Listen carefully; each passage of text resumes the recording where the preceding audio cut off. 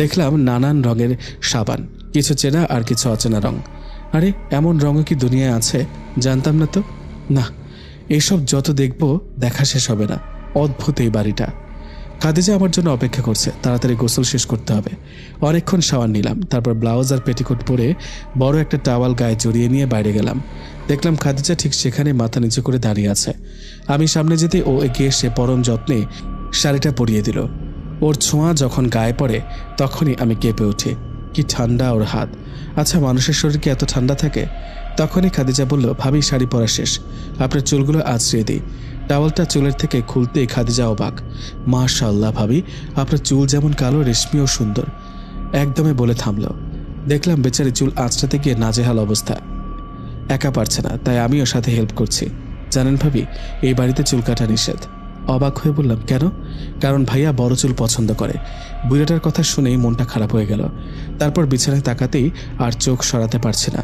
সারি সারি গয়না সাজানো রয়েছে। খাদিজা এত গয়না কোথা থেকে? আসলে ভাবি, আপনি যখন বাথরুমে ছিলেন তখন বড় মা এসে সব গয়না দিয়ে গেছেন, আর আপনাকে সেজে নিচে যেতে বলেছে। মনে মনে বললাম, এই বড় মাটা আবার কে? তারপর ও আমাকে সুন্দর করে ঠোঁটে গোলাপি লিপস্টিক আর চোখে কাজল, হাতে ভারী সোনার বালার সাথে চুড়ি, বড় ছোট ভারী ভারী হার, যা আমি কোনোদিন পরেছি তো দূরের কথা, চোখেও দেখিনি। আচ্ছা, ওরা সবাই আমাকে কিছু না বলেই মেনে নিল, যেন আমি আসার আগে ওরা দরজায় দাঁড়িয়েছিল আমাকে বরণ করার জন্য। ব্যাপারটা কেমন জানি লাগছে। হঠাৎ খাদিজা বলল, ভাবি আয়নায় তাকিয়ে দেখুন, কেমন পরিদের থেকেও সুন্দর লাগছে, ঠিক যেন স্বর্গের অপ্সরী। আয়নায় তাকিয়ে নিজেকে আর চিনতে পারছি না। এটা কি সত্যি আমি? কতদিন নিজেকে দেখিনি। নীল শাড়িতে সত্যি আমাকে অনেক সুন্দর লাগছে। খাদিজা বলল, ভাবি আপনি নিজেকে আর কত দেখবেন?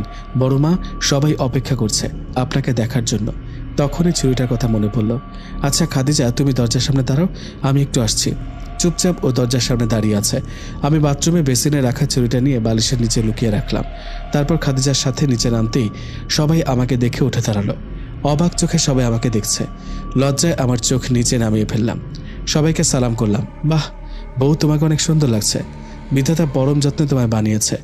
বুড়োটার মুখে এই কথাটা শুনে মাথায় রাগ উঠে গেল। একটা মহিলা, আমি ওনাকে চিনি না, সম্পর্কে উনি আমার কে হন, বাট উনি আমাকে বরণ করেছিলেন।